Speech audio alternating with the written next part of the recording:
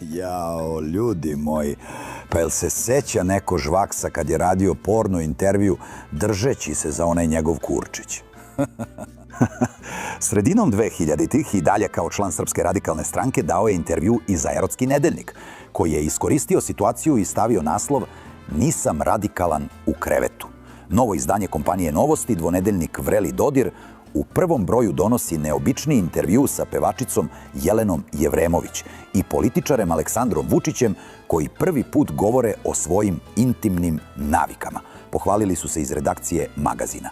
Intervju je izašao pod naslovom "Nisam radikalan u krevetu", uz podnaslov s citatom "Seks za pare je, kao i svaki drugi seks bez ljubavi.